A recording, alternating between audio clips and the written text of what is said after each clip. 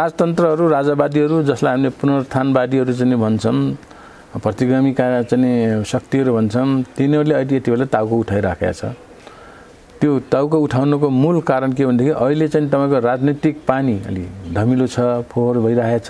विशेष गरेर भारत र अमेरिकाको स्वार्थ नेपालमा बसेर चाइना विरोधी गतिविधिहरू सञ्चालन गर्ने। यो शासन सत्ताको लोभमा पुगेपछि कम्युनिस्टहरूले पनि आफ्नो सिद्धान्तहरू बिर्सिने हो कि कस्तो हो? संसदीय व्यवस्था नै खतम छ।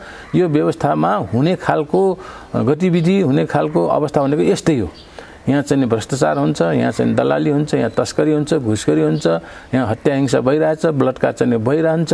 यहाँ कुनै किसिमको गरिब किसान मजदुरहरूको केही कसैको चाहिँ हक अधिकार सेवा सुविधा सुरक्षित हुँदैन। यतिको बहुमत चाहिँ तपाईको संसदीय व्यवस्थामा सायद कुनै पनि चाहिँ तपाईको बेला कुनै पनि दलले ल्याउन सक्दैन। नेकपा हाम्रै चाहिँ जनजातिका नेताहरू कोही तमुवान चाहिन्छ भन्ने, कोही तमुवान चाहिन्न भन्दैपछि उनीहरूलाई त लडाउन र भिराउन त सजिलो भयो नि त। दर्शकवृन्द नमस्ते, रिदम अनलाइन टिभीमा यहाँहरूलाई हार्दिक स्वागत छ। साथमा म सम्पदा लिम्बू उपस्थित भएको छु। आज हाम्रो फ्रेममा यहाँले देखिरहनु भएको छ वरिष्ठ मानवशास्त्री प्राध्यापक हुनुहुन्छ, त्यस्तै गरी आदिवासी जनजाति महासङ्घका पूर्व महासचिव, अखिल नेपाल आदिवासी जनजाति महासङ्घका अध्यक्ष, साथै मोहन वैद्यले नेतृत्व गरेको नेकपा क्रान्तिकारी माओवादीका सल्लाहकार अध्यक्ष हुनुहुन्छ डाक्टर ओम गुरुङ। आज चाहिँ हामी उहाँसँग राजनीतिक समसामयिक विषयमा केन्द्रित रहेर कुराकानी गर्छौँ। सरलाई स्वागत छ। धन्यवाद। अब यो पछिल्लो दिनमा भारतीय रका प्रमुख सँगसँगै भारतीय स्थलगत सेनाध्यक्ष नेपाल आउँदाको एउटा राजनीति, नेपालको राजनीतिकमा चाहिँ एउटा जुन तरङ्ग थियो, अहिले फेरि यो चाहिँ हल्ला चलिरहेको छ कि अब फेरि पनि यो पुनः मङ्सिर 11 गते चाहिँ भारतीय विदेश सचिव र 14 गते चिनिया रक्षा मन्त्री नेपाल आउँदैछ भनेर, होइन? अब यो हिसाबले नेपाली राजनीतिमा चाहिँ के कस्तो हुँदैछ, यसको सङ्केत के हो, यसलाई चाहिँ यहाँले कसरी विश्लेषण गरिरहनु भएको छ? धन्यवाद सम्पदाजी यो प्रश्नको लागि। अहिले देशको राजनीतिक स्थिति एकदम तरल अवस्थाबाट गुजिरहेछ। सरकार सञ्चालन गरिरहेको, सरकार सत्तामा भएको राजनीतिक दल नेकपा भित्रै आपसी द्वन्द्व छ, अन्तर्कलह छ, खिचलो छ र जतासुकै यो चाहिँ तपाईको लथालिङ्ग छताछुल्ल अवस्थामा पुगिरहेछ। अब यस्तो बेलामा वैदेशिक शक्ति राष्ट्रहरूले एकदम नेपालमाथि आफ्नो स्फियर अफ इन्फ्लुएन्स भन्छ, राजनीतिक प्रभाव जमाउने चाहिँ गरिरहेछन्। देशको राष्ट्रियतामाथि, राष्ट्रिय स्वाधीनतामाथि हस्तक्षेप गरिरहेछ। देशको सीमा मिचिएको छ, विभिन्न ठाउँमा चाहिँ तपाईँको जङ्गे पिलरहरू सारिएका छन् र विशेष गरेर अहिले चाहिँ तपाईँको पछिल्लो समयमा आएर अमेरिका, चीन र भारतको एकदम चाहिँ तपाईँको इन्ट्रेस्ट नेपालमाथि अथवा उनीहरूको आँखा नेपालमाथि गइरहेछ। सामरिक दृष्टिकोणले नेपाल अत्यन्त महत्त्वपूर्ण चाहिँ तपाईँको स्थानमा छ। एकातिर भारत लोकतन्त्रवादी भारत, अर्कोतिर चाहिँ तपाईँको साम्यवादी समाजवादी कम्युनिस्ट चाहिँ तपाईँको चाइना, अनि तिब्बतको स्वार्थ छ अमेरिकालाई। त्यसले गर्दाखेरि नेपालमाथि उनीहरूले राजनैतिक किसिमले चाहिँ प्रभाव जमाउने, आर्थिक किसिमले प्रभाव जमाउने र पछिल्लो दिनमा सामरिक दृष्टिकोणले पनि, सैनिक दृष्टिकोणले पनि यहाँ चाहिँ तपाईँको आफ्नो प्रभाव जमायो भनेदेखि विशेष गरेर भारत र अमेरिकाको स्वार्थ नेपालमा बसेर चाइना विरोधी गतिविधिहरू सञ्चालन गर्ने र चाइनालाई चाहिँ तपाईँको घेराबन्दी गर्ने उनीहरूको चाहिँ तपाईँको रणनीति चाहिँ देखिन्छ। किनभनेदेखि भर्खरै पनि अमेरिका र भारतको बिचमा बेक्का भन्ने एउटा चाहिँ तपाईँको सन्धि चाहिँ सम्झौता चाहिँ भएको छ, सहमति भएको छ भने चीनले पनि आफ्नो खालको चाहिँ तपाईँको प्रभाव चाहिँ यहाँ उल्टा चाहिँ छोड्न चाहन्न। किनभनेदेखि पहिल्यैदेखि चीनले हरेक किसिमले नेपाललाई सहयोग गरिरहेको छ र नेपालको हरेक क्रियाकलापमा उसको एकदम चाहिँ तपाईको रुचि बढेको छ। पहिला बरु त्यति साह्रो चाहिँ तपाईँको आफ्नो चाहिँ प्रत्यक्ष यहाँ प्रभाव चाहिँ देखाउन चाहन्न थियो। अहिले हेर्नुहोस् चाहिँ तपाईँको चिनिया राजदूत ती चाहिँ तपाईँको अहिलेको राजदूत महिला राजदूत अति सक्रिय रहेछन् र उनले चाहिँ तपाईँको नेपालमा भएको राजनीतिक गतिविधिलाई नजिकबाट निहाल्ने र चाहिँ तपाईँको राजनीतिक क्षेत्रमा केही त्यो खालको भनौँ न गडबडी देखियो अथवा त्यहाँ चाहिँ असन्तुलन देखियो अथवा त्यहाँ चाहिँ कुनै किसिमको घटना परिघटनाहरू हुने जस्तो देखियो भने उनको एकदम सक्रिय चाहिँ सहभागिता हुन्छ र उनले चाहिँ तुरुन्तै यहाँको राजनीतिक दलका प्रमुखहरू सरकारका प्रमुखहरूलाई भेटेर चाहिँ घन्टौँसम्म चाहिँ कुराकानी गरी बिताएछन्। त्यसले गर्दा यसबाट के देखिन्छ भनेदेखि नेपाल वैदेशिक शक्ति राष्ट्रहरूको क्रीडास्थल बने जस्तो लाग्छ कि है। अब देशको आफ्नो खालको एउटा भनौँ न सार्वभौमिक चाहिँ देशको सार्वभौमिक सत्ता सम्पन्न देशको स्वाधीन चाहिँ तपाईँको देशको आफ्नो चाहिँ तपाईँको आफ्नो त्यो एउटा स्वतन्त्र हैसियत गुमाए जस्तो देखिन्छ। हरेक कुरोमा चाहिँ नि कि इन्डियाले हस्तक्षेप गरेछ कि अमेरिकाले हस्तक्षेप गरेछ कि चाहिँ तपाईँको चाइनाले हस्तक्षेप गरेछ। त्यो भनेको मतलब के हो त भनेदेखि तपाईँको देशको सरकार यहाँको राजनैतिक दलहरूको कमजोर चाहिँ तपाईँको स्थिति हो। किनभने आफ्नो देशमा आफ्नो सार्वभौमिकतामाथि आफ्नो चाहिँ स्वायत्ततामाथि आफ्नो स्वतन्त्रमाथि हैन अर्को देशले चाहिँ हरेक कुरोमा हस्तक्षेप गरेर चाहिँ यहाँ झगडा भयो उनीहरू आएर मिलाउनु पर्ने यहाँ चाहिँ केही चाहिँ गतिविधि भयो उनीहरू नै आएर चाहिँ तपाईँ संलग्न हुनुपर्ने त्यो भने मतलब के भनेदेखि देशको स्वतन्त्रता सार्वभौमिकता भन्ने खै त अखण्डता भन्ने खै। त्यसले गर्दाखेरि नेपालको राजनैतिक स्थिति बडो चाहिँ तपाईँको संवेदनशील स्थितिबाट गुजिरहेछ तरल अवस्थाबाट गुजिरहेछ। यसले देशलाई नेपालको राष्ट्रियतालाई नेपालको राष्ट्रिय स्वाधीनता स्वाभिमानतालाई अलिकति चाहिँ धक्का पुर्याएको छ अलिक खतरा नै छ। त्यो खालको चाहिँ तपाईँको स्थिति देखिन्छ। त्यसप्रति तमाम नेपाली जनता देशभक्त राष्ट्रवादी चाहिँ शक्तिहरू चाहिँ अलि सतर्क सचेत हुनु चाहिँ आवश्यक छ। हजुर अब अहिलेको सरकार 2/3 बहुमतको सरकार छ हैन। अब तपाईँ पनि कम्युनिस्ट विचारधाराकै हुनुहुन्छ। अब देशमा चाहिँ यो कम्युनिस्ट को सरकार हुँदाखेरिको जुन एउटा शासन व्यवस्था हुनुपर्ने त्यो देखिएन हैन। अब किन त्यो खास कारण चाहिँ के हुनुहुन्छ? यो शासन सत्ताको लोभमा पुगेपछि कम्युनिस्टहरूले पनि आफ्नो सिद्धान्तहरू बिर्सिने हो कि कस्तो हो? अब यो अहिलेको स्थितिमा त्यस्तो खालको भ्रम चाहिँ परेको छ नेपाली जनतामा आम जनसमुदायमा। कम्युनिस्टहरूलाई भन्न मात्र मिल्ने हो त? यो भ्रम नै हो, यो चाहिँ वास्तविकता होइन। सच्चा कम्युनिस्टहरूले त्यसो गर्दैनन्। सच्चा कम्युनिस्टहरू जनताप्रति उत्तरदायित्व हुन्छन्, देशप्रति उत्तरदायित्व हुन्छन्। त्यो सच्चा कम्युनिस्टहरूले चाहिँ तपाईँको यसरी चाहिँ आपसी कलहमा है सत्ता स्वार्थको लागि आफ्नो चाहिँ तपाईँको पोजिसनको लागि पदको लागि प्रतिष्ठाको लागि अनि चाहिँ तपाईँको सम्पत्ति आर्जनको लागि भागभन्डाको लागि आफ्नो मान्छे पार्ने कि नपार्ने पर्यो कि परेन भनेर त्यस्तो मात्र चाहिँ तपाईँको एउटा भनौँ न मुद्दा लिएर त्यस्तो खालको चाहिँ विषयलाई लिएर यस्तो झैझगडा चाहिँ गर्दैनन् है। अहिले त नेपालमा के परेको छ भनेदेखि शासन सत्ता कम्युनिस्टहरूको छ तर देशमा एकदम विसङ्गति छ। देशमा अनेक किसिमको चाहिँ तपाईँको समस्याहरू छन्। जनताका जल्दाबल्दा समस्याहरू चाहिँ कुनै पुरा भएका छैनन्। कोभिड-19 को महामारीले जनता आक्रान्त छन् है। स्वास्थ्य परीक्षण छैन, घाँस बास कपासको छैन। सबैभन्दा बढी प्रभावित भएका यहाँका मजदुरहरू छन्। उनीहरूको कुनै किसिमको अवस्थामा सरकारको ध्यानै छैन। किसानहरूमा त्यस्तै परिरहेछ। आदिवासी जनजातिहरू पीडित समुदाय महिला मुस्लिम है अपाङ्गता भएकाहरू सबैको चाहिँ अवस्था नाजुक छ, दयनीय छ। खान नपाएर रोग भोग शोकले नेपाली चाहिँ जनताहरू चाहिँ एकदम आक्रान्त छन्। यहाँ त रोगले भन्दा पनि भोगले मान्छेहरू मरिरहेछन्। खान नपाएर मर्नेहरूको सङ्ख्या कति पुगे?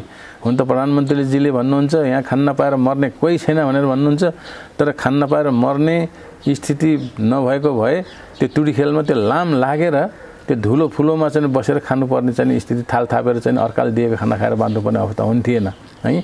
अब खानै नपाएर रोजगार नभएर आत्महत्या गर्ने मर्ने मार्नेको सङ्ख्याहरू बढिराखेको छ। यहाँ चाहिँ तपाईँको हिंसा हत्या त्यत्तिकै बढिया छ, भ्रष्टाचार त्यत्तिकै बढिया छ, कालाबजारी त्यत्तिकै बढिया छ, महँगी त्यत्तिकै बढिया छ। त्यसले गर्दाखेरि जनताको जनजीवन कष्टकर छ। असाध्यै दुःख पाएर जनताहरूले जीवन चाहिँ गुजारिरहेछन्। तर सरकारलाई त्यो मतलब छैन, त्यो पनि कम्युनिस्टको सरकारलाई है। पुँजीवादी देशमा समेत शिक्षा र स्वास्थ्य जस्ता आधारभूत सेवा सुविधा राज्यले जिम्मा लिन्छ, राज्यको दायित्व हुन्छ। तर यो देशको कम्युनिस्ट भन्ने सरकारले शिक्षा तपाईँको निजी स्कुलहरूलाई जिम्मा दिन्छ है। स्वास्थ्य ल आफै गर है, हामी त केही लाग्दैन भनेर चाहिँ हात छोड्छ। यस्तो खालको गैर जिम्मेवारी पनि सरकारले देखाएको छ। त्यसले गर्दाखेरि नेपाली जनतामा, आम जनतामा राजनीति नबुझेकामा के भइरहेछ भने कम्युनिस्ट भन्ने पनि कुनै किसिमको चाहिँ गतिलो चिज हुन्छ। यिनीहरू पनि लुटेरा नै होइछन्, भ्रष्टाचारी होइछन्, दलाली होइछन् है। यिनीहरू चाहिँ तपाईँको कुनै जनताका जनपक्षीय चाहिँ सरकार होइन्छन् भन्ने खालको भ्रम परेको छ। त्यो सेवा सुविधा नपाउँदाखेरि देशको हालत झैन गुज्रेको चाहिँ स्थितिमा पुग्दाखेरि भने प्रतिक्रियावादीहरूले हिजो पनि दोहोला उठे कम्युनिस्ट आयो भने त यिनले त तपाईँको केही गर्दैनन्। यिनले त चाहिँ तपाईँको न सम्पत्ति कमान दिन्छन् न काम दिन्छन्। यिनीहरूले झनै चाहिँ तपाईँको जीवनलाई कष्टकर बनाउँछन् भन्ने जुन किसिमको भ्रम गलत चाहिँ अफवाहहरू फैलाएको थिए, त्यो फैलाउनलाई उनीहरूलाई चाहिँ मद्दत पुगेछ अहिलेको सरकारको कामले गर्दाखेरि। आन्तरिक कलहमा किचलोमा उनीहरू चाहिँ अल्मलिएका छन्। त्यसैमा चाहिँ तपाईँको अस्तव्यस्त भइरहेछन्, देशलाई बन्धक बनाइरहेछन्। फिटिक्क केही काम हुने होइन है। त्यसले गर्दाखेरि नेपाली जनता वाक्क दिक्क भएर कम्युनिस्टप्रति एक किसिमको वितृष्णा पैदा भएको छ कि। हजुर, अबको भावी दिनमा चाहिँ कम्युनिस्टहरूले नेपाली जनताको विश्वास गुमायो होइन? अब विश्वास गर्ने आधारहरू पनि त भएन। अब विश्वास गर्ने आधार त भएन अहिलेको सरकारलाई हेरेर, अहिलेको कम्युनिस्ट नेकपालाई हेरेर। तर कम्युनिस्टहरू वास्तवमा सच्चा कम्युनिस्टहरू त्यस्तो हुँदैनन्। जनताकै लागि, जनताकै चाहिँ तपाईँको एउटा सरकार बनाउने होइन, उनीहरूकै अधिनायकत्वमा सरकार चलाउने त्यो खालको चाहिँ हुन्छन्। जनजीविकालाई, राष्ट्रियतालाई, देशलाई सर्वोपरि ध्यानमा राखेर उनीहरू चाहिँ काम गर्छन्। त्यसले गर्दाखेरि त्यो खालको स्थिति चाहिँ होइन। तर अहिले त्यो भइरहेछ। त्यसले गर्दाखेरि भ्रम चाहिँ सिर्जना भएको छ। तर बिस्तार बिस्तार जनतामा एक खालको आशा पनि पलाएको छ। किनभनेदेखि अहिले होइन, यिनीहरू त कम्युनिस्ट भनेको सच्चा त रहन्छन्। सच्चा कम्युनिस्टहरू पनि यहाँ केही छन्, तर उनीहरू अलि शक्तिमा कम छन्, उनीहरूको विचारमा महान छन्, दर्शनमा महान छन्, राजनीति राम्रो छ। तर उनीहरू चाहिँ तपाईँको शक्तिमा कम छन्, उनीहरूको आत्मगत स्थिति अलिक कमजोर छ। तर त्यो राम्रै भइरहेछ, केही उठिरहेछन् भन्ने पनि छ। त्यो एक पक्ष त्यस्तो पनि छ। तर आम जनतामा जसरी चाहिँ तपाईँको भ्रम परिरहेछ, त्यो भ्रमले सबैलाई चाहिँ गाँजिरहेको छ। अब यहाँ आबद्ध रहेको मोहन वैद्यको नेतृत्व रहेको नेकपा क्रान्तिकारी अखिलको अहिलेको अवस्था के कस्तो छ त? अहिले चाहिँ तपाईँको मोहन वैद्य नेतृत्वको नेकपा क्रान्तिकारीले मुख्य चाहिँ 2-3वटा विषयहरू उठाएका छन् है। त्यो चाहिँ विषय भनेको एउटा चाहिँ राष्ट्रियता, राष्ट्रिय स्वाधीनताको मुद्दा हो। कालापानी, लिपुलेक, लिम्पिया धुराको जुन किसिमको त्यत्रो भूभाग भारतले आफ्नो नक्सामा चाहिँ गाभेर नक्सा सार्वजनिक गरेको थियो, त्यसको सुरुदेखि मोहन वैद्य किरणको नेतृत्वमा भएको चाहिँ नेकपा क्रान्तिकारी माओवादीले ठुलो चाहिँ तपाईँको विरोध गर्यो। त्यसको 2 महिना जति त्यसको क्याम्पेन पनि गर्यो। पूर्व पश्चिम नक्सा लिएर, त्यो चुच्चो सहित भएको नक्सा लिएर, यो नक्सा हाम्रो होइन, गलत नक्सा चाहिँ तपाईँको हाम्रो छ, हाम्रो खास भूभाग चाहिँ तपाईँको इन्डियन टेरिटोरीमा परेको छ भनेर त्यो गरेको सुस्तामा त्यतिकै। अनि सीमा मिचिएका प्रदेशहरूमा, क्षेत्रहरूमा गएर उनीहरूले चाहिँ तपाईँको राष्ट्रिय स्वाधीनताको लागि धेरै चाहिँ ठुलो आन्दोलन गर्यो। र त्यसले चाहिँ तपाईँको नेपाली जनमानसमा निकै ठुलो एउटा तहल्का पनि मचायो। पछि देश विदेशमै बस्ने सारा नेपालीहरू नेपालको भूभाग लिपुलेक, लिम्पिया धुरा र कालापानी भारतले आफ्नो नक्सामा चाहिँ गाभेपछि सबै जुर्माएर त्यो नक्सा केपी ओलीको सरकारलाई सुधार्न चाहिँ बाध्य पनि बनाए। तर त्यो नक्सा मात्रै भएको छ, त्यो भूभाग चाहिँ फिर्ता भएको छैन। त्यसरी चाहिँ तपाईँको जुन एमसीसी जुन एउटा भनौँ न त्यो जनघाती राष्ट्रघाती चाहिँ सन्धि हो, त्यसलाई सम्झौतालाई यहाँ चाहिँ नेपालमा लागू गर्नु हुँदैन भन्नेमा मोहन वैद्य किरणको चाहिँ नेतृत्वमा गठित जुन किसिमको चाहिँ तपाईँको पार्टी हो, त्यो पार्टीले एकदम गम्भीर चाहिँ रूपमा चाहिँ त्यसको विरोध गरिरहेछ। अरू पनि त्यसमा लागिरहेछन्। त्यो बाहेक जनतन्त्रको कुरो छ, सरकार अहिलेको व्यवस्था हामी सरकारको मात्र विरोध गरेका छौँ। यो सरकार त संसदीय व्यवस्थामा जो आए पनि यस्तै हो, तर यो व्यवस्था नै चाहिँ तपाईँको खत्तम छ, संसदीय व्यवस्था नै खत्तम छ। यो व्यवस्थामा हुने खालको गतिविधि, हुने खालको अवस्था भनेको यस्तै हो। यहाँ चाहिँ भ्रष्टाचार हुन्छ, यहाँ चाहिँ दलाली हुन्छ, यहाँ तस्करी हुन्छ, घुसखोरी हुन्छ, यहाँ हत्या हिंसा भइरहेछ, बलात्कार चाहिँ भइरहन्छ। यहाँ कुनै किसिमको गरिब किसान मजदुरहरूको केही कसैको चाहिँ हक अधिकार सेवा सुविधा सुरक्षित हुँदैन।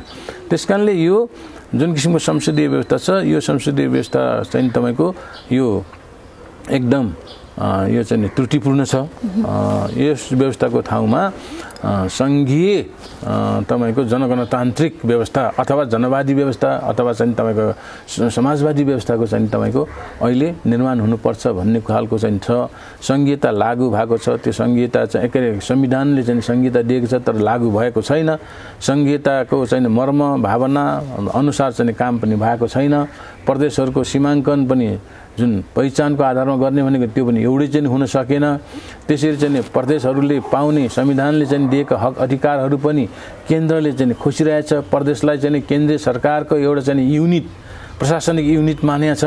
सबै चाहिँ तपाईँको हिजोकै चाहिँ पञ्चायत कालका जुन नदी नालाको नाममा प्रदेशहरूको चाहिँ नामाकरण गरिदिएको छ, यो गलत छ। यो चाहिँ तपाईँको खालको संसदीय व्यवस्थामा यस्तै हुन्छ। त्यसकारणले नयाँ चाहिँ तपाईँको राज्य व्यवस्थाको लागि पनि उनीरहेछन् भनेदेखि अहिले कोभिड-19 लगायतका अरू खालका विभिन्न समस्याले नेपाली जनतामा रोग भोग जुन गरिबी अघि उत्कर्षमा पुगेको छ, अघि मजदुरहरूको हालत यो जुन किसिमले चाहिँ तपाईँको दयनीय छ, त्यसरी यहाँ चाहिँ किसानहरूको हालत जुन किसिमको दयनीय अवस्थामा छ, महँगी बढिरहेछ, भ्रष्टाचार बढिरहेछ, त्यसको विरोधमा पनि व्यापक चाहिँ नि आन्दोलनहरू चाहिँ गर्ने, त्यसको लागि चाहिँ विरोधमा चाहिँ आवाजहरू उठाउने कामहरू पनि चाहिँ गरिरहेको छ। हजुर, अब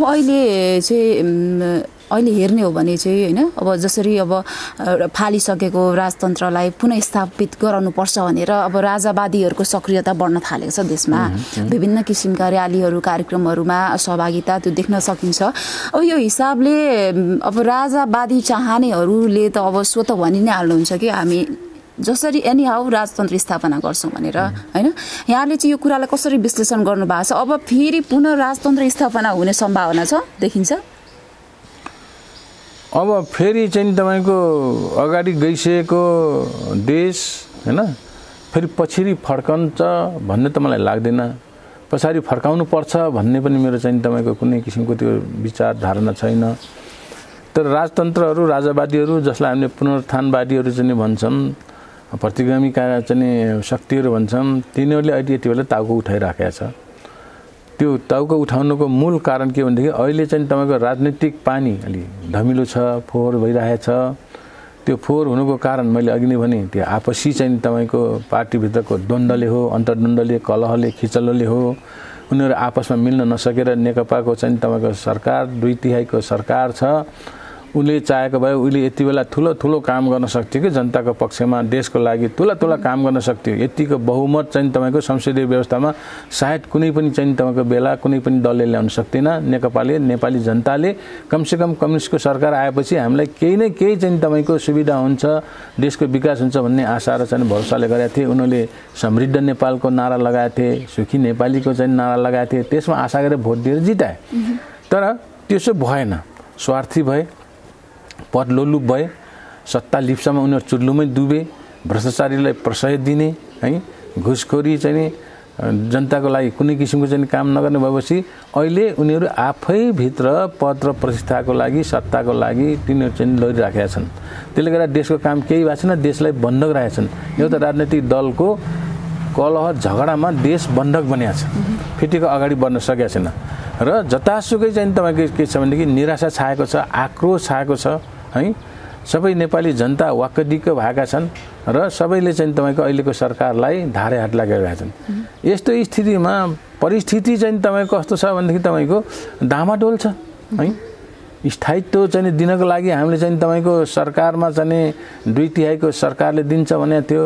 नेकपा चाहिँ त्यो तत्कालीन माओवादी नेकपा एमालेसँग मिल्यो, केको लागि मिल्यो? त्यो दर्शनको लागि, त्यो राजनीति, त्यो चाहिँ तपाईँको विचार मिलेर भएको होइन। तिनीहरू चाहिँ तपाईँको सत्ता स्वार्थको लागि हो। तर भनाउँदाखेरि नेपालमा कहिले राजनैतिक अस्थायित्व चाहिँ तपाईँको गर्ने, स्थायित्व प्रदान गर्न लागि हामी एक भएका हौँ भनेर चाहिँ भन्नुहुन्छ प्रचण्डजीहरू। तर स्थायित्व पनि यहाँ चाहिँ तपाईँको भएन। त्यसले गर्दाखेरि यहाँ सबै खालको चाहिँ तपाईँको राजनीतिक अवस्था असाध्यै तरल अवस्थाबाट गुजिरहेको, यहाँ चाहिँ धमिलो पानी चाहिँ तपाईँको अहिले बगिरहेको हुनाले यस्तो बेलामा माछा मार्न त सबै कसिन्छन्, सजिलो हुन्छ। त्यसले गर्दाखेरि अहिलेको राजावादी शक्तिहरू, पुनरुत्थानवादी शक्तिहरू सलबलाइरहेछन्। त्यो सलबलाउनुको कारण अहिलेको राजनीतिक अवस्था तरल छ, पानी चाहिँ धमिलो छ, धमिलो पानीमा माछा मार्न खोज्या हुन्। अर्को कुरा, हिजो 62-63 जनआन्दोलनको बेलामा हामीले त्यो आमूल परिवर्तनको आशा गरेका थियौँ। क्रान्ति चाहिँ पूर्ण चाहिँ तपाईँको क्रान्तिको चाहिँ आशा गरेका थियौँ, त्यो भएको थिएन। पुनरुत्थानवादी शक्तिहरू, राजावादी शक्तिहरू उनी चाहिँ जिउका तिउँ थिए। यिनीहरूले चाहिँ केही समय टाउको लुकाए। उनीहरूलाई मानव अधिकारको नाममा, है, लोकतन्त्रको नाममा, विभिन्न चाहिँ तपाईँको नाममा उनीहरूलाई चाहिँ तपाईँको बचाइराख्ने काम फेरि अहिलेकै सत्ताले, अहिलेकै सरकारहरूले, दलहरूले गरे। त्यसले गर्दा उनीहरूको शक्ति खोसिएको छ। एउटा राजनीतिक शक्ति खोसियो, आर्थिक हिसाबले उनीहरू सम्पन्न छन्, उनका तपाईँको मान्छेहरू चाहिँ त्यत्तिकै छन्, उनका चाहिँ तपाईँको सबै आसेपासेहरू जिउँदैछन्, उनका समर्थकहरू त्यत्तिकै छन्। उनीहरूलाई अहिले सङ्गठित भएर फेरि टाउको उठाउन सजिलो भएको छ। त्यसले गर्दा उनीहरूले यस्तो बेलामा टाउको उठाउनु स्वाभाविक हो।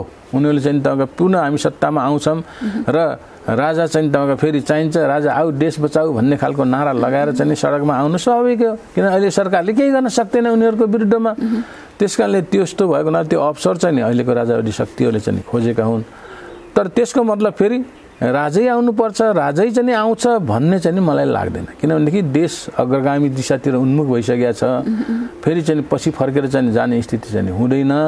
अब अहिलेको स्थितिमा उनीहरूलाई चाहिँ अलिकति अनुकूल भएको हुनाले, वातावरण उनीहरूको पक्षमा भएको हुनाले, सजिलो भएको हुनाले कराउने, उनीहरूले सडक आन्दोलन गर्ने, राजालाई चाहिँ ल्याउँछौँ भन्ने खालले चाहिँ तपाईँको त्यस्तो खालको नारा जुलुस लगाउनु त स्वाभाविक हो। तर त्यसको मतलब राजै आइहाल्छ भन्ने कुरो चाहिँ होइन।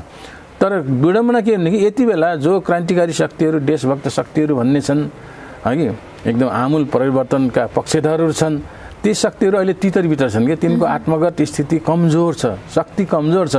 त्यसकारणले अब देशले परिवर्तन खोजेको छ, तत्काल चाहिँ देश र जनताले परिवर्तन खोजेको छ। तर परिवर्तन चाहिँ गर्ने शक्ति को त भन्दाखेरि तपाईँको क्रान्तिकारी देशभक्त शक्तिहरू हुन्, राष्ट्रवादी शक्तिहरू हुन्, है। तर ती शक्तिहरू कमजोर भएको हुनाले त्यस्तै खालका चाहिँ तपाईँको प्रतिगामी शक्तिहरूले आवाज उठाउने, जनताको चाहिँ तपाईँको अगाडि चाहिँ उनीहरूले चाहिँ तपाईँको यसो उनीहरूलाई आकर्षित गर्ने खालको चाहिँ प्रयत्नहरू चाहिँ तपाईँको भइराखेको छ। त्यसकारणले त्यो स्वाभाविकै हो। त्यो यदि अहिलेको सरकारले, अहिलेको राजनीतिक दलहरूले अहिलेको चाहिँ परिस्थितिलाई राम्रोसँग चाहिँ तपाईँको नियन्त्रण गर्न सकेनन् अथवा जनताका आशा अपेक्षाहरू पूरा गर्न सकेनन् भने कि त्यस्ता शक्तिहरूले फाइदा चाहिँ अवश्य उठाउँछन्। भनेपछि यहाँले भन्नुभयो जस्तै धमिलो पानीमा माछा मार्ने प्रयास भइरहेछ तर माछा मर्दैन भन्ने होइन यहाँको भनाइ? त्यति सजिलैसँग यिनले माछा मार्छन् भन्ने लाग्दैन। तर अब सबैले आँखा चिम्लेर हात बाँधेर बस्यो भने कि तिनलाई चाहिँ तपाईँको केही समय त उनले चाहिँ तपाईँको लिन पनि सक्छन्। तर त्यो नेपाल फेरि पहिलेकै स्थितिमा फर्किन्छ भन्ने कुरो मलाई लाग्दैन। हजुर, अब पछिल्लो दिनमा मन्त्री परिषदको बैठकले होइन सङ्घीय संसदसँग चाहिँ बिना छलफल नगरिकन चाहिँ एउटा नेपालको नाम चाहिँ सङ्घीय लोकतान्त्रिक गणतन्त्र नेपाल हटाएको छ होइन। अब त्यो सँगसँगै चाहिँ अब यता नेकपाभित्रको चाहिँ जुन कम्युनिस्टभित्रको चाहिँ जुन एउटा कलह किचलो छ, अब यो हिसाबले चाहिँ त्यो पनि हुनु, यता त्यो किचलो पनि हुनु, यो कुराले चाहिँ हाम्रो प्रधानमन्त्री केपी ओलीले चाहिँ यो राजतन्त्र स्थापना गर्नको लागि चाहिँ उसको पनि समर्थन छ है भन्ने, किनभने ऊ त आफ्नो सत्ता जोगाउन चाहन्छ भन्ने खालको पनि आङ्कलनहरू सुनिन्छ नि। के छ यो विषयमा चाहिँ यहाँको? होइन, अहिलेको घटनाक्रमले, उनका हरकतहरूले, क्रियाकलापहरूले, उनको बोली वचन, उनको चाहिँ तपाईँको त्यो खालको भनौँ अभिव्यक्तिहरूले त्यो खालको सङ्केतहरू दिन्छ।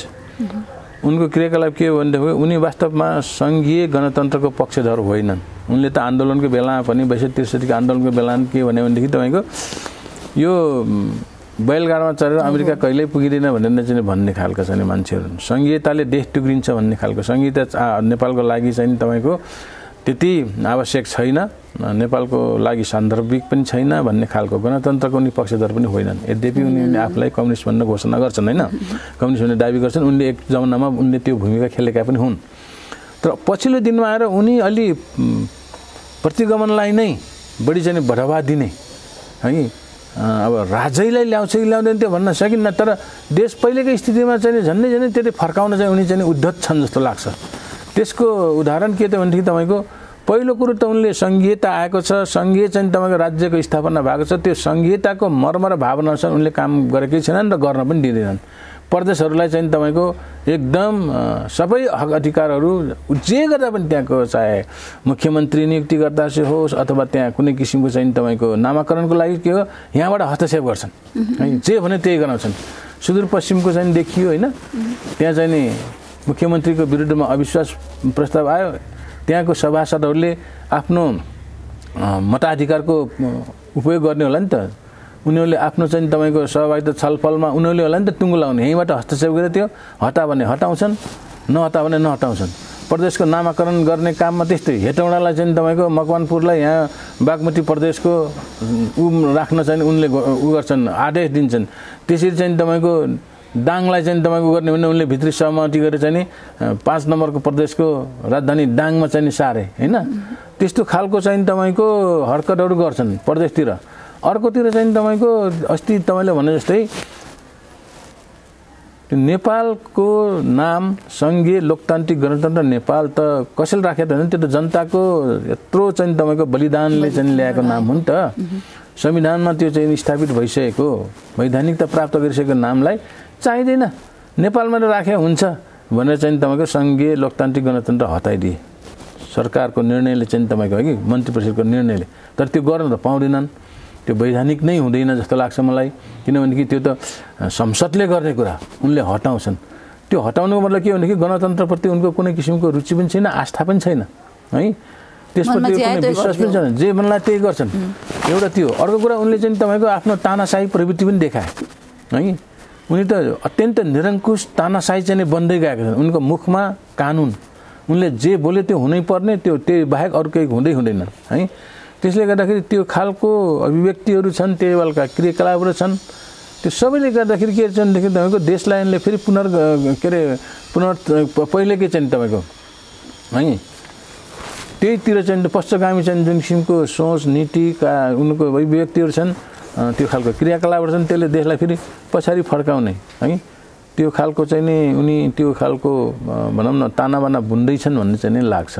त्यसले गर्दाखेरि पछिल्लो दिनको जुन क्रियाकलाप हो त्यसका चाहिँ तपाईँको इन्डिकेटरहरू, त्यसका चाहिँ तपाईँको सूचकहरू यही नै चाहिँ नि संविधानबाट नेपालको नाम चाहिँ तपाईँको सङ्घीय लोकतान्त्रिक गणतन्त्र हटाउनु है, अनि त्यसपछि प्रदेशहरूको उनीहरूको अधिकारमाथि चाहिँ उनीहरूले थारै हस्तक्षेप गर्ने, प्रदेशलाई एउटा चाहिँ तपाईँको अटोनोमस अधिकार सम्पन्न प्रदेश नठानेर चाहिँ तपाईँको केन्द्रको एउटा प्रशासनिक इकाइ ठान्नु है, संविधानमा प्रदत्त हक अधिकारहरू पनि सबै कटौती गर्नु, सबैको सेवा सुविधाहरू चाहिँ कटौती गर्ने, पहिचानको चाहिँ कुरै नउठाउनु है, पहिचानको आधारमा कुनै किसिमको सङ्घीय प्रदेशहरूको संरचना नबनाउनु, यी भनेका के हुन् तपाईँको यिनी फेरि नेपाली जनताको बल र बलिदानले स्थापना भएको जुन किसिमको परिवर्तन हो त्यो परिवर्तनलाई संस्थागत गर्ने पक्षमा उनी चाहिँ छैनन्। हजुर, अब यहाँ त नेपाल आदिवासी जनजाति महासङ्घका पूर्व महासचिव पनि हुनुहुन्छ होइन, अनि आदिवासी जनजाति आदिवासीका आन्दोलनका अभियन्ता, अहिले यो आदिवासी आन्दोलन कहाँ पुग्यो? अब त्यो पनि अहिले चाहिँ तपाईँको एउटा ठुलो प्रश्नकै रूपमा चाहिँ उठिरहेछ, जनजाति आन्दोलन कहाँ पुग्यो भनेर। अहिले देशमा चाहिँ जस्तो निष्क्रिय भयो जस्तो देखिन्छ। अब अहिले त एउटा बहाना के छ भनेदेखि कोभिड-19 को महामारीको कारणले बाहिर निक्लन हुन्न, सडकमा निक्लन हुन्न, त्यो खालको आन्दोलन गर्न सकिँदैन भन्ने चाहिँ न्युज चाहिँ भइराखेको छ, त्यो बहाना।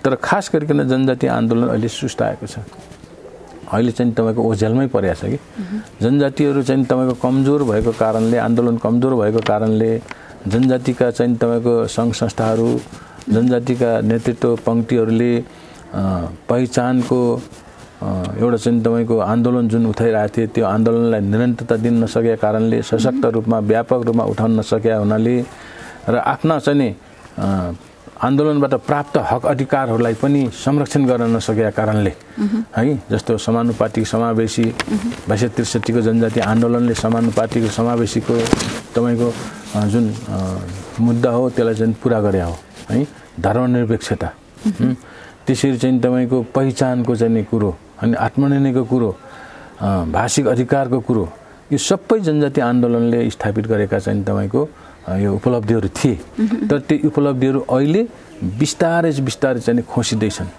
चाडपर्व है जनजातिका पहिचान झल्काउने जनित चाहिँ जुन किसिमको चाडपर्व हो त्यसमा सार्वजनिक बिदा दिइन्थ्यो त्यसले जनजातिको पहिचान स्थापित भएको थियो त्यो पनि चाहिँ तपाईँको कटौती भयो हैन त्यसकारणले गर्दाखेरि ती कटौतीहरू भए समावेशी समानुपातिकका जुन प्रतिशतहरू त्यो चाहिँ नि 58बाट 42मा घटाइए त्यो पनि चाहिँ तपाईको सरकारी सेवामा विभिन्न चाहिँ तपाईको तानाबाना बनेर कारणहरू देखाएर जो टेक्निकल प्राविधिक कारणहरू त्रुटिहरू देखाएर त्यो चाहिँ लागू भएन अनि त्यसको पनि आरक्षणको बारेमा आरक्षण त्यसलाई पनि निरन्तर दिन सकिएन त्यसरी चाहिँ तपाईको अहिले त के पनि भएको रहेछ भने तपाईको यो 10 वटा चाहिँ मेरो म जनजाति महासंघको महासचिव हुँदाखेरि प्रतिष्ठान संघको सहकार्यमा नेपालका आदिवासी जनजातिहरूको वर्गीकरण गर्दाखेरि 10 वटा चाहिँ नि समुदायलाई हामीले अति लोपन्मुख समुदायको रूपमा चाहिँ नि त्यसलाई हामीले चाहिँ वर्गीकरण गरेका थियौं र ती अति लोपन्मुख समुदायका परिवारका सबै चाहिँ सदस्यहरूले चाहे बालक होस् चाहे वृद्ध होस् त्यो सबैले चाहिँ तपाईको टाउको गनेर उनीहरूले सामाजिक सुरक्षा भत्ता पाउँथे थोरै छ पुग्दैन त्यो पाउँथे अहिले त मलाई त थाहा भएन अहिले पो थाहा पाउँछु कि त्यो चाहिँ भत्ता केटाकेटीहरूले नपाउँदो रहेछन् स्कुल जाने केटाकेटीले नपाउने रे जबकि ती राउटे कुसुन्डाका केटाकेटीहरू त स्कुल त जाँदैनन् अर्को कुरा स्कुलमा किन नपाउने भन्दाखेरि त्यहाँको पोषण भत्ता भन्ने दिँदो रहेछ 400 त्यो पोषण भत्ताले तिनीहरूको चाहिँ नि सबै खालको चाहिँ नि आवश्यकता पूरा हुन्छ भन्ने हिसाबले त्यो पोषण भत्ता पनि खोसिएको रहेछ हेर्नुस् अब अहिले लकडाउन छ है स्कुल चलेका छैनन् तिनको पोषण भत्ता कहाँ गयो तिनले कसरी जीविका चलाउने त्यसकारणले गर्दा पाएका सबै सुविधाहरू कटाउने हक अधिकारहरू खोज्ने काम चाहिँ अहिले भइरहेछ त्यो कसको कारणले भन्दाखेरि सरकार त अब त्यो विभेदकारी छ त्यो उत्पीडक हो है त्यो शोषण चाहिँ तमाकाकारी छ असमावेशी छ सरकारको काम त जनजाति विरोधी छ गतिविधि विरोधी छ जनजातिको हितको पक्षमा सरकार कहिल्यै उभिन्न राजनीतिक दलहरू कहिले उभिन्न तर यसरी खोसिनु हक अधिकारहरू चाहिँ कटौती हुनु खोसिनु के त भन्दाखेरि तपाईको हाम्रो आन्दोलनको कमजोरीको कारणले हामी संगठित पनि हुन सकेनौं हामी चाहिँ तपाईको एकीकृत चाहिँ हुन पनि सकेनौं आन्दोलनलाई सशक्त पार्न सकेनौं आन्दोलनलाई निरन्तरता दिन सकेनौं त्यसले गर्दाखेरि सबै चाहिँ तपाईको कारण अनि हामी आफैमा विभाजित भयौं हाम्रा नेताहरू चाहिँ भएका छन् जसरी भन्नुभयो नि अब जसरी अब यो आदिवासी आन्दोलन विभिन्न आन्दोलनहरुको कारणले गर्दाखेरि केही हैन अधिकारहरू स्थापित भए तर अहिले क्रमशः त खोसिने क्रम छ हैन त्यो कमजोर हुँदै गइराछ र कस्तो खालको आरोप पनि छ भने यो आदिवासी जनजातिका जति पनि आन्दोलन एउटा आन्दोलनकारीहरू अथवा अगुवाहरू छन् नि उनीहरू चाहिँ पहिचान विरोधी पार्टीमा चाहिँ रहेर त्यहाँको झोले पुच्छरे भएर चाहिँ आफ्नो पहिचानहरूलाई चाहिँ उनीहरूले चाहिँ कमजोर बनाएर आफ्नो आन्दोलनलाई चाहिँ कमजोर बनाइरहेको छ भन्ने छ र अघि कुरा पनि भयो जस्तै प्रदेशको एउटा पहिचानको आधारमा नामाङ्करण हुने सवालमा पनि नेकपाका त्यतिखेरका यो आदिवासी जनजातिका नेताहरू पनि मौन थिए भन्ने खालको पनि आरोपहरू छन् अनि त्यो त सत्य हो नि त त्यो सत्य साबितै हो किनभने तपाईको हिजो 22-63 को जनआन्दोलनको बेलामा जनजातिका नेताहरू बुद्धिजीवीहरू जो जनजाति महासंघ सँगै चाहिँ तपाईको सँगै लडेका